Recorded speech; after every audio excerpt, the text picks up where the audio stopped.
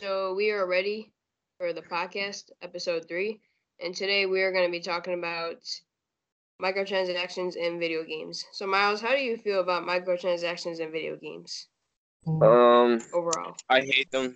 I hate them. Um, I think they just ruin the gameplay experience because you buy a game and you expect to get like the full game and be able to play like the full game, and then microtransactions ruin that experience, and it's basically a waste of money. Yeah, unless the game is like free, like for example, Fortnite is a little bit different because it's free, and the microtransactions they don't push it in your face, and they're not pay the win cosmetics. But if it's a full price game or even a price game at all, microtransactions are trash. Yep. So what else do you have to really say about microtransactions, Salty Miles? Well, when people buy games are expensive, you usually spend for a console game it's about $60. Yeah. And so when you get a game, you pay like that much, and people work hard for their money. And so when you get the game, you open it up, and you see that it's like, wait, I got the game, should I get the full content? That's what I feel like. And like, um, microtransactions is also basically like a pay to win in some cases. Yeah, like EA basically. Yep. They make you pay $60 for like a FIFA thing, and then they have microtransactions, and then in their defense they say, "Oh, you don't have to do it. It's just there as an option. It shouldn't be there at all because what if you're like playing an online game, Crash Bandicoot Team Racing? I don't know if you might know about this, but like more recently, they added microtransactions to it, and now like if you're playing online and you see other people with all these cool skins." You're probably gonna think, well, that person might not be good at the game because they just bought it. Like before that, before they added it into the game, if you saw someone with really good gear, then you'd be like, "Whoa, this guy must be a good player," or really, just like he grinds a lot at it. So, but like with microtransactions, it just ruins a lot of stuff, and it doesn't make people seem as good at the game as they are. Yeah. And so it basically just ruins the whole gameplay experiences. Because when you play a game like online or something, well, you get like people with really good gear in some games. Like gear gives them like abilities and stuff, and so Yeah, you have like you've been grinding hard, you've been playing, but like they just bought their gear and then they destroy you because they have better gear because they paid for it. yeah, they just do pay to win. I think the main reason like companies still do microtransactions and especially pay to win is basically the kids. So like the kids are usually gonna get tricked, Yeah, wasting yeah, money. that's Then and then their parents the parents don't really they don't know like microtransactions are a bad thing or they don't know what they're doing so they get it and then that's how the companies basically just like get their money is mainly from kids because they don't know what they're doing. Or if a player is like really dedicated or just like good with money, then they'll buy it. But it's mainly kids though. yeah, that's true. And also, sometimes you may not even know that the game has microtransactions, and so you'll get it, be expecting like the full deal, and then it's like microtransactions, and it's like, what? I already bought the game. It's like, what? Yeah, you should check that stuff out first before you get a game because you do not want to get a game with microtransactions. If a game has like DLC, like Super Smash Bros. Or something, a little bit different because games like those they actually put effort into their DLC. Like DLC, I wouldn't really consider microtransactions, not usually at least. And in that game, it's not pay to win to buy those characters because every character, at least they try to keep them all balanced. So yeah. Yeah. So what else do you really have to say about microtransactions, Salty Miles? Again, on your point of like targeting kids, most kids don't really know about microtransactions that well, and so they'll get a game and they just want to play, and then they get all these pop-ups or something, like get this gear for like $1.99 or $2.99, whatever, and they're like, "Oh, I really want this. I want this so bad." And like they go ask their parents and stuff, and their parents may not know, so they'll like buy it. So then the kid has this like gear, and so it's basically a waste of money. And I think Yeah, no people may get triggered, but yeah, yeah.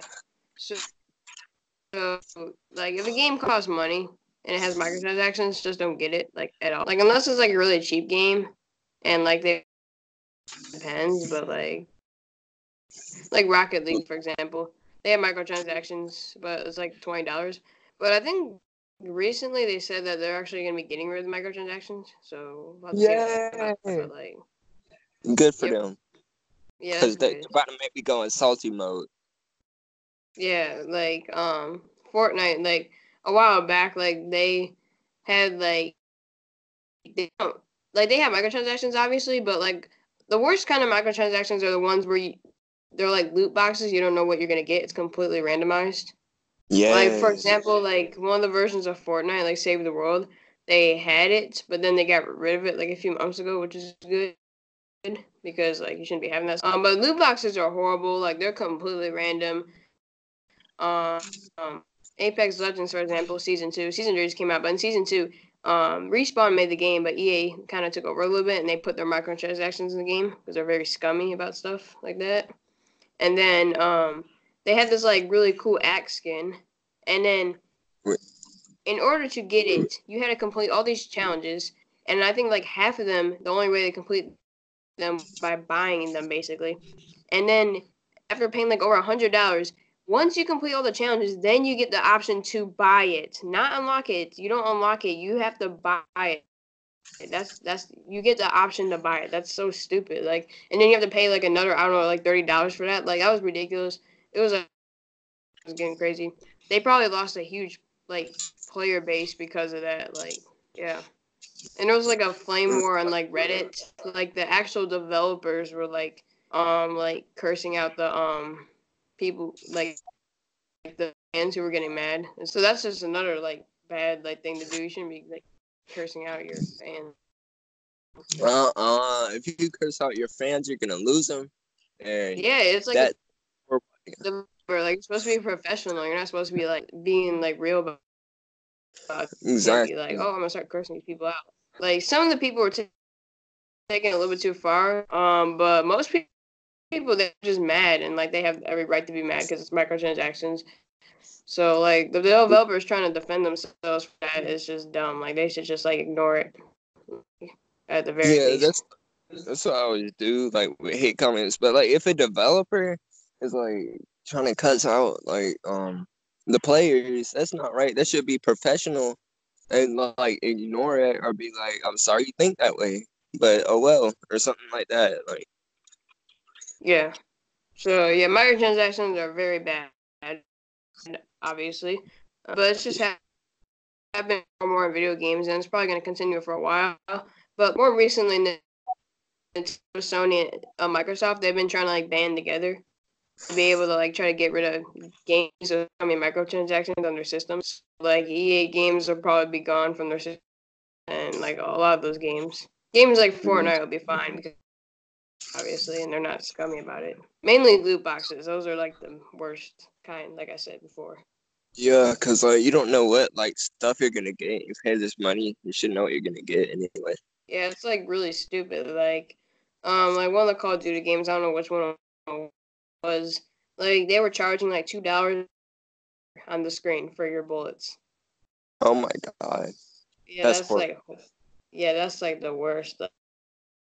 Like these games should be like getting banned and stuff. There should be like a law for that kind of stuff. Like you should not be having Yeah, like that shit should those be kinds of like microtransactions. Should be boycott EA. yeah. Yeah, like EA is pretty horrible. And like they keep talking about how they don't want to put their games in Nintendo platforms, because like they aren't selling well. Because like usually, Nintendo players, at least I'm not trying to like stereotype or anything, but Nintendo players seem to usually know, like, seem to be smarter about like what games they pick out, and like they don't. That's what they haven't been doing that well. EA on the Switch because they've been putting like ports on the Switch for like FIFA. So like FIFA 20 came out recently. They put a lazy port of it on the Switch, and like the players like new. So now like they're doing really bad, and they got review bombed, which is really good. Yeah, I think all players are smart. Besides, like, so not just Nintendo outlet. No, Nintendo has the smarter players. Trust me.